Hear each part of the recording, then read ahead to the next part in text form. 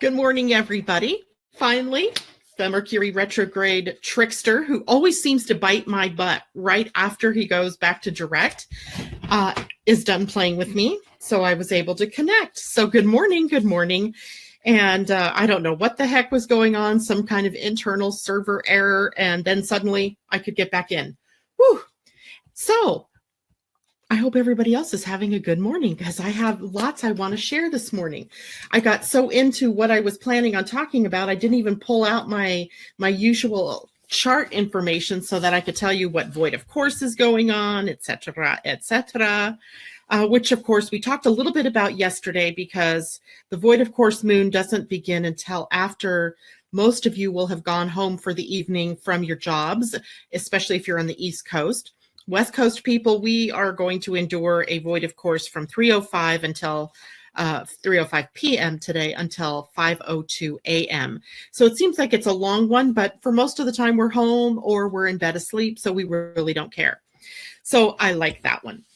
In the meantime, let's take a look at the day. So another little Mercury retrograde trick on me, like trick or treat, only this one isn't so much of a treat, is that for I don't know how many months now, I have been talking to people about Chiron moving into Aries on April 22nd. Who knows where I got that date? I don't know. Somebody may have posted it incorrectly on a ephemeris that I would look at. Who knows? All I know is it actually moved into Aries today. So about 5 days sooner than I thought it would, which is fine. Good morning, Michelle Brooks. Good morning, Roseanne and Suzanne. I'm so glad to see you all out there this morning. I hope nobody got chased away thinking I wasn't coming on air, but I'm here and I've got a ton to talk about. So the significance of Chiron moving into Aries today is that Saturn is also turning retrograde today. So we have two big planets, or two important planets, because big size-wise, they're not necessarily similar size-wise, but that two major players in our pantheon of planets moving into retrograde and changing signs means that there's a real different feel to the day today. And I got to tell you, good morning, Natasha. It's good to see you out there. I got to tell you, I woke up this morning at 5 a.m. So I've been up since about 5. I went and played with my cat for a little bit. I went to go let her outside, but it was too windy and she didn't want to go. So then I decided to go back to bed, and then I just laid there and I decided forget that. So I got up and I started planning for today, and that, it didn't occur to me that something big might be going on in terms of the energy of the day, but that's exactly what I had somehow tuned into. So there's another big thing going on today, and that is the sun. Tomorrow it's exact, but we know from our experience with planets that it's often as another body is applying pressure to one that is going to conjunct that we have the most interesting aspects of the energy that pop up. So today we have the sun 1 degree from conjuncting Uranus. Remember in my blog post on Sunday, it was already like only 2 degrees away at the new moon. So it was already applying pressure there. And then today it's just 1 degree away, a little less than 1 degree. So there's a couple of things I want to talk to you about in terms of what does the sun conjunct Uranus in Aries mean for us?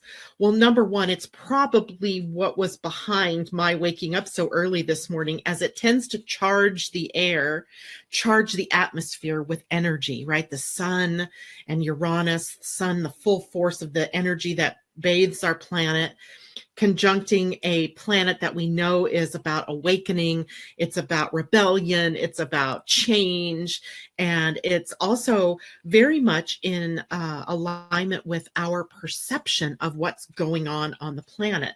So, even if we're in sleep mode, we can tap into or perceive what is happening in the collective, in other parts of the world through dreams. I've often tapped into things that were going on in other countries, especially if there was something big that was happening.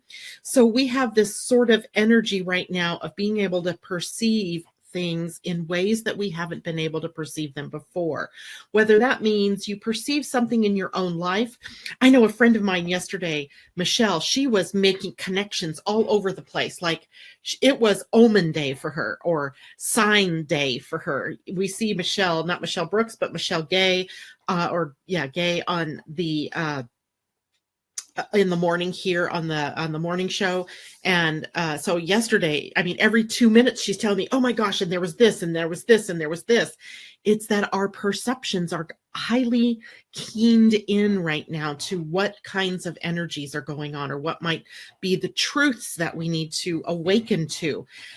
There's an air of charged change perhaps in the atmosphere where we can feel or maybe even tap into where we might free ourselves from some of the things that had been holding us back.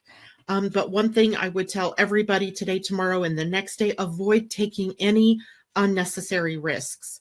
So if you're looking at, I mean, little mundane things as well as big things, right? This isn't a real good time to do that. Tomorrow is the day that I'm going to be doing the webinar on the 3 keys to unlocking the power of your human design. Tomorrow, you're going to learn all about how to make decisions that are correct for you, what kind of risks that you personally can take, and how you would connect with that energy.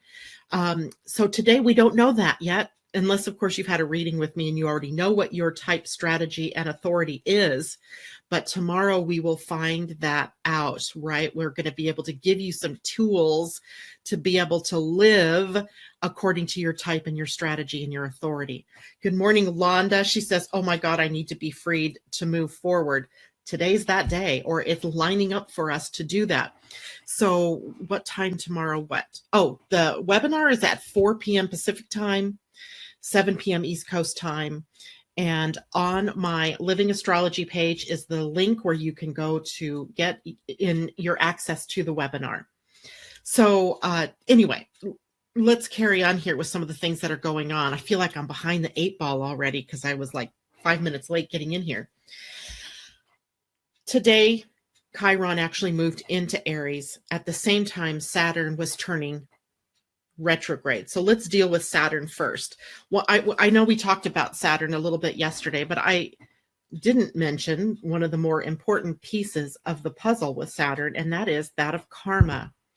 When Saturn turns retrograde, the actions, the things that we have done over the previous 6 months come to roost in the retrograde.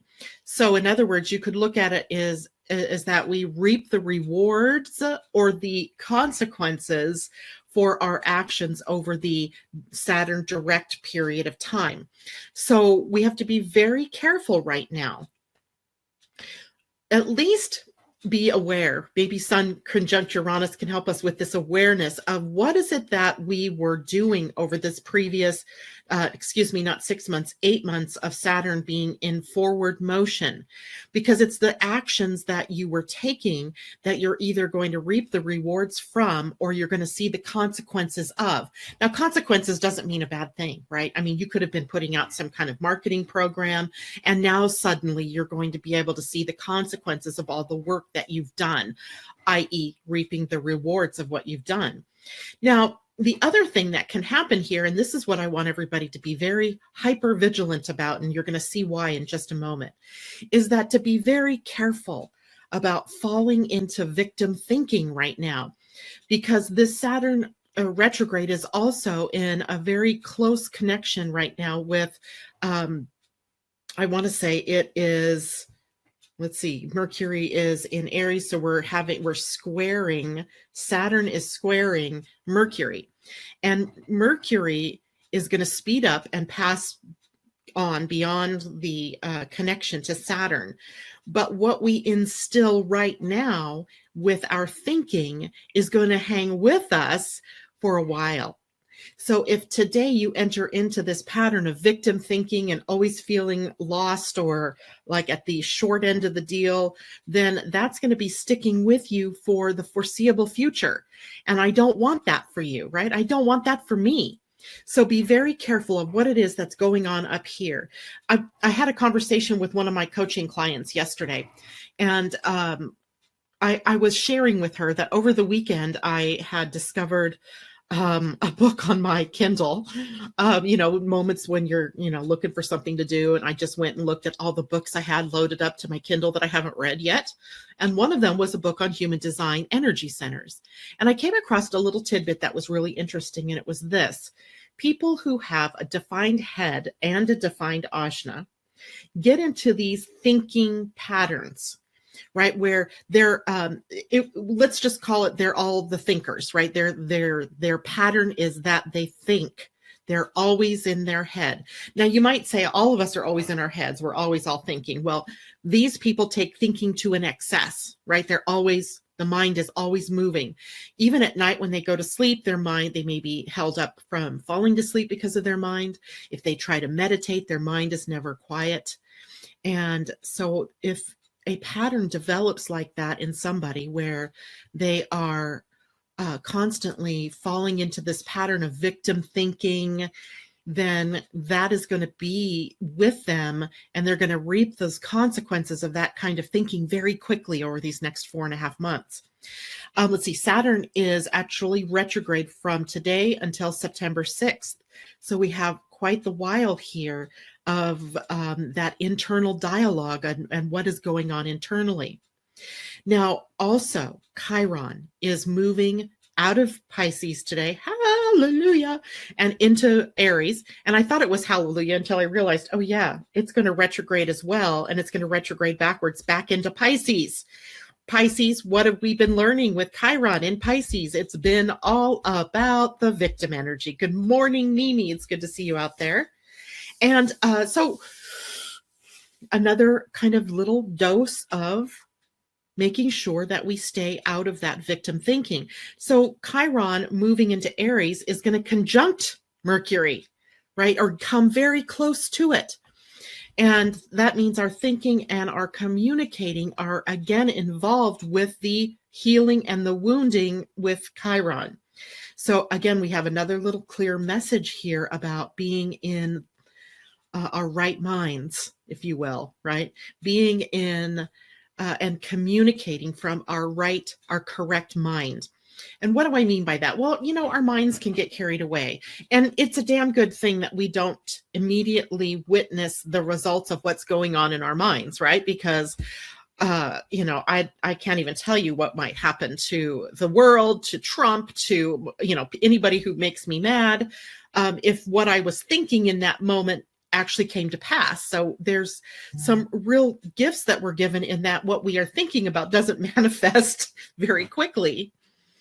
But if you have a pattern enacted of thinking that's always going to keep you down, or patterns of victim thinking, then over the course of time, that begins to really manifest. And because it infuses even into how and what you communicate, right? I was reading a book one time where they were talking about people who complain. And complaining is literally putting voice to your victim energy. And as we know from human design, once we put something to the voice, to the throat, it begins to manifest, right? So when I use the very powerful, I am depressed, I am angry, I am an idiot, I am, sorry if I just whacked my microphone. When we use those words with the I am in it, then we begin to really bring those things into manifestation. And that is definitely not in keeping with where we want to be going. Because as Chiron now moves into Aries and begins to pick up some speed, it brings us to things like self-sufficiency, self-respect. Almost any word you could put self in front of is what this brings us to. Self-assertion. Putting yourself forward into the world in the way that you want to be seen and in a way that's correct for you. Issues around independence versus dependence. And I know we've talked about that one, so I'm not going to go into that one too far. But here's something else that I want you all to think about. Aries is the first sign of the zodiac. Chiron moving into Aries, and this is the first time in 52 years that it's been here. So most of us, even me at 56 years old, I don't remember when Chiron was in Aries because when I was born, it was in Pisces. But it is about our ability to heal from within. So I could say self-heal, right? I could say taking on my own responsibility for my own healing in my own body. And even though we have these wonderful healers, like people like Londa out there who does a lot of healing work, even, people that are doing healing work, Reiki or doctors, any kind of person out there doing healing work is really only facilitating the healing for the person on their table or in front of them. I hope you guys understand that, right? It's not, they are magicians, right? In a way, they're magical and they can create some real space for your healing. But ultimately, is it because you believe you can be healed by that person? Or is it that you're going to continue being sick because you don't believe that anything that anybody does is going to heal you? So it puts the responsibility on our own shoulders for our own healing. Not that we don't need healers, because certainly they're great facilitators of, putting focus of their healing energy where we need it most. But ultimately, the responsibility for your healing lies within. Now, isn't it interesting to note that Chiron is moving into Aries as our favorite friend Uranus is getting ready to move out of Aries? So we've had Uranus for about since 2011. So what's that? Maybe 7 years in the sign of Aries, creating an awakening, stirring the pot, right? And when we stir the pot, the heated stuff from the bottom, it gets moved up to the top and we get a more thorough mix and we get a thorough heating, right? That's how we cook, right? We stir and we bring things up from the bottom to the surface. And that's what Uranus has been doing. It's been awakening us in ways to recognize where we have not claimed our freedom, where we need, a revolution in some sorts, in some ways, where we haven't created sustainable things. And in a way, now he's done that work, and now comes Chiron into Aries, which will spend about 7 years in the same sign that Uranus is leaving, and it will do the healing work. But what we'll see from what I've just told you, who does the healing work? We all do individually, right? So I think Uranus has shown us the problems in the world where we're out of alignment with the truth of who we are. And now Chiron comes through with the healing of that wound and of that mess, if you will, that awakening that Uranus left us with. And so we have some time here. Now, for those of you who are, getting ready to reach from age 49 to say 52 in these next 7 years, you're the ones who have Chiron in Aries natally. So you're going to be experiencing probably the most pointed healing and bringing of your wound up to your very conscious mind, hopefully, because you're the ones that are going to be the ones that are going to enact the most healing, right? The rest of us have Chiron in Aries somewhere in our charts. And wherever that is in your chart is where you're going to find the healing. But for those of you who are experiencing your Chiron return, it's an especially poignant time for you. Now, I want to go back to what I was saying a few moments ago. First of all, I see a comment here. I want to, Mimi says, yes, healers are the pipe for energy, whether spiritually or physically. Absolutely. And Londa, I want you to weigh in on that as well, because I know for sure she's a healer. And I know we're all out there and potentially healers. Please don't take what I say and think I'm ignoring you if you're a healer. Even in my own way, I do healing work, right? I don't usually think of it as healing work, but when I'm working with a client, what am I doing, right? I'm helping them to reestablish their truth, who they are, and to live from their, the correct nature of their energy. In a way, I'm facilitating a healing for them as well. So I think that's a really good way for us to look at that, is that our healers are facilitators of allowing us to focus energy in a way that heals ourselves. But ultimately, the responsibility is yours. And thank you. Roseanne says, I'm a healer. And I would say, in a way, aren't we all? We all have that divine right. We all have that divine gift. We just use it in different ways. Okay. You think a mother who kisses her kids when they're crying, they're hurt or upset, isn't a healer, right? We're all healers. Your husband coming home from work when you've had a tough day, who wraps his arms around you and gives you a big hug, that's healing energy. So we're all there, right? We all have that ability to heal. But ultimately the responsibility is our own. So now I want to go back to what I was saying earlier about being careful not to fall into victim energies. Why would I say that? Well, besides the fact that Saturn is turning retrograde and it is in a relationship with Mercury. Chiron in Aries is also in a relationship with Mercury.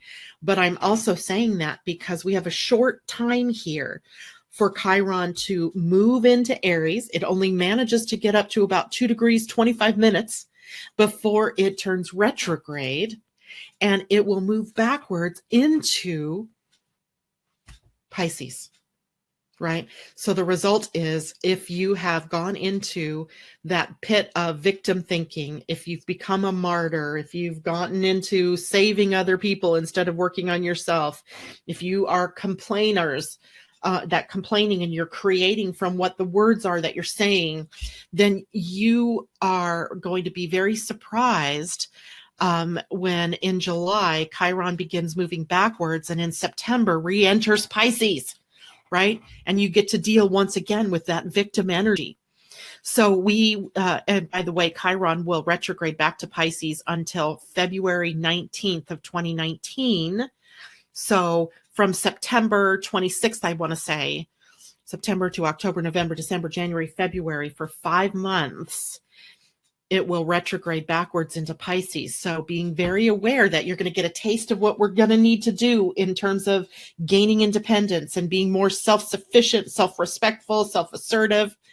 And then it's going to backwards, and you're going to see the results of that victim energy if you haven't healed it yet, if you haven't worked with it yet.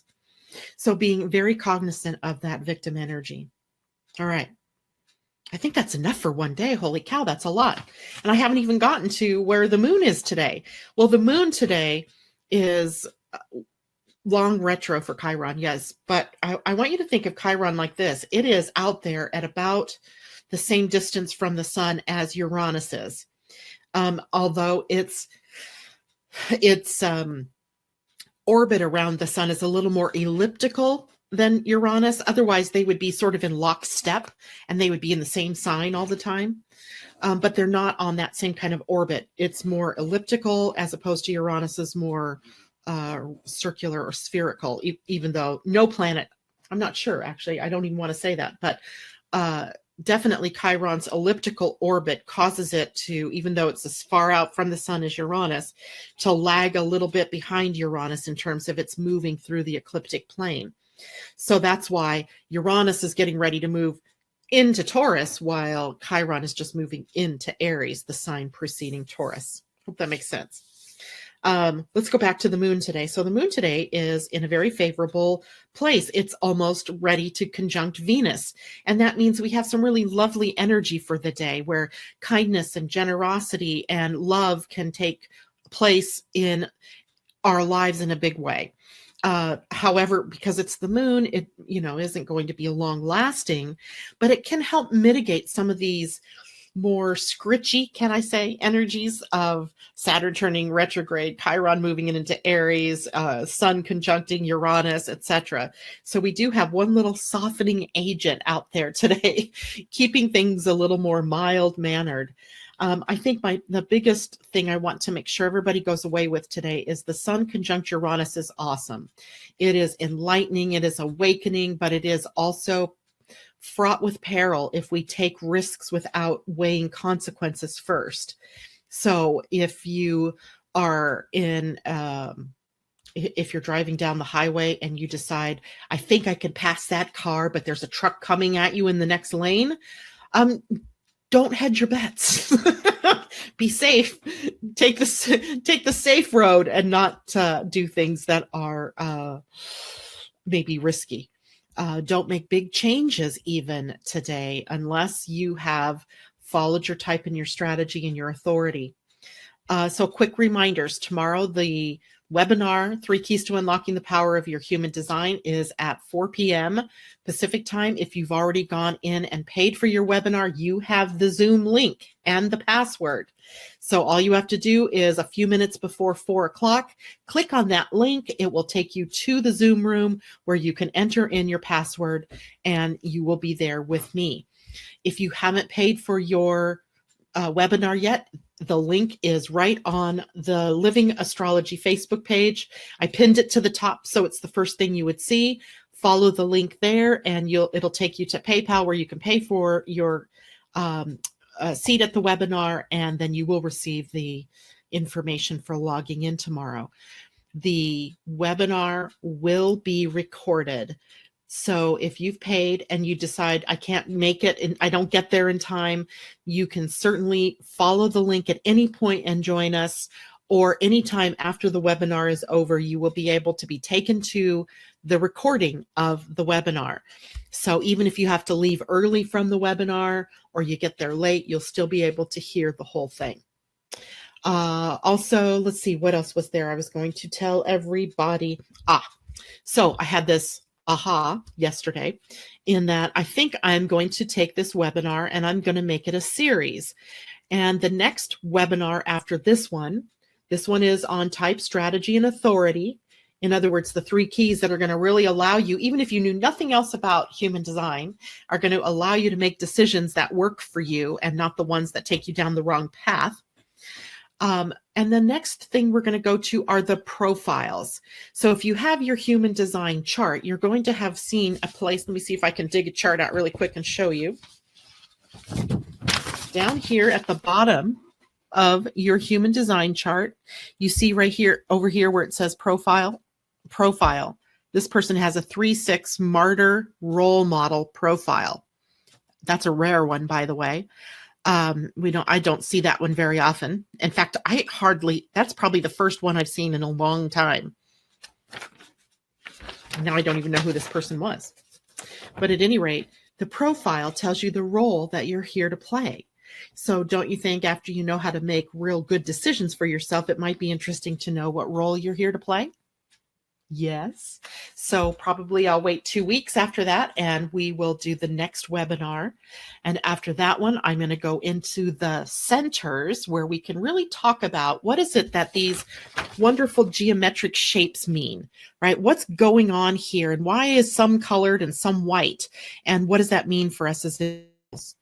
And then after that, I'm going to take you into the channels and the gates, which are all the ticky-tacky details that we see here. See all these little numbers on the centers, right? What do those numbers mean? What does it mean if it's white? What does it mean if it's colored? What does it mean if it's red versus black versus striped?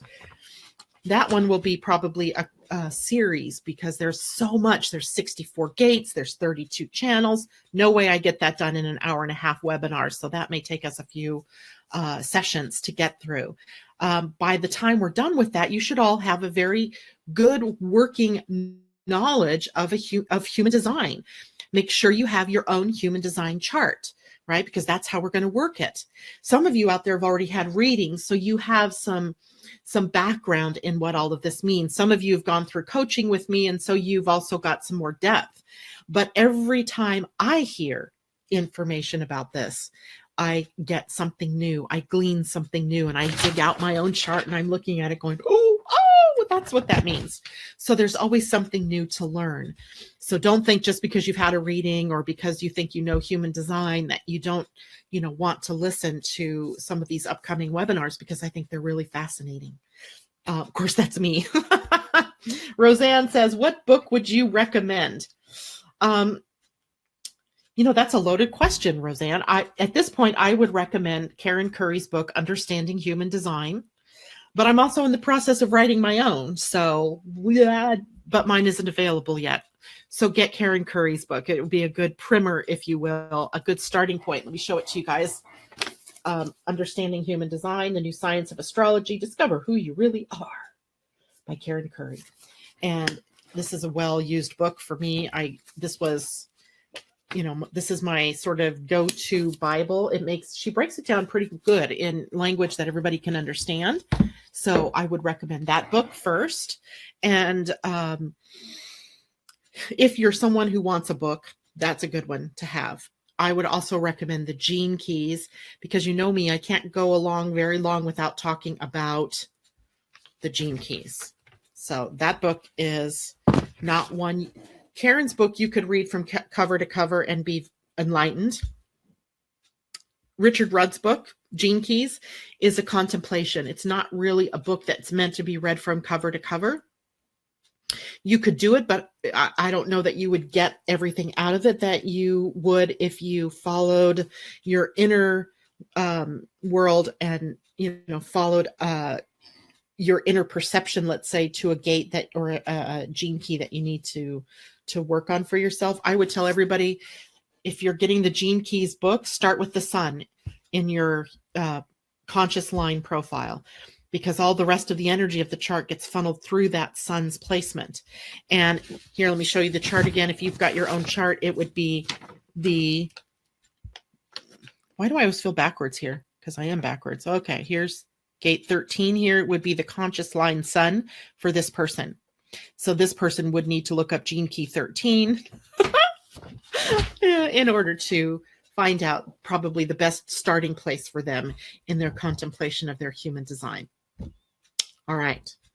There was just something else. Oh, I did bring the oracle cards to my desk this morning, but I haven't pulled one.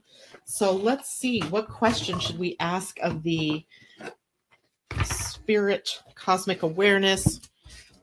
Let's ask the question, what do we most need to learn now that Chiron is moving into Aries? And we'll just wait until we get a card. Something pops out. Fabulous. Especially, I know why Rosanna's saying fabulous, and that's because she has Chiron in Aries. I think Loyal Heart. That's a pretty card. Now, it actually fell out backwards, or not backwards, upside down. So if you see this card, can I bring it in a little bit? It's two owls. They're wearing crowns. And they're sitting on a world, which is also encompassing a heart. But I pulled it this way. I don't think we've had this card before. So let's see what we're talking about here.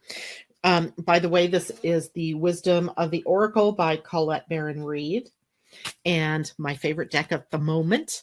And her Roseanne's Gene Key, or son, is at the Gene Key 1. Great place to start for you, girlfriend. So Loyal Heart is card number 35. So let's see if this takes us to a way to empower ourselves. Why my mind is not working here. There we go. 35, Loyal Heart. The essential meanings are fidelity, loyalty, and devotion. But this was upside down, so we read the protection message, okay? Are you stubborn or overly tenacious about an idea? Or have you become so attached to something that you just don't know how to let it go? Become so much a part of you that you wouldn't know who you are without it? Now is the time to look at outdated beliefs, old ideas, and misplaced loyalties. Betrayal is only a signal that it is time to prune away all who don't deserve your trust and have no place in your life. Be new, think new, and open your heart to new things. Let go of the old and all your attachments. Spirit has awesome plans for you. Make some room. I love that. Even in its reverse mode, I think that's a great message for all of us as we set out to heal ourselves from some of our old beliefs and take responsibility for our own strengths, our weaknesses, and move forward with our lives in a most loving way. All right. Well, it was a rough start this morning, but I'm glad you all caught up with me. And I look forward to seeing you all tomorrow morning. Have a great day. Much love to all of you. Bye for now.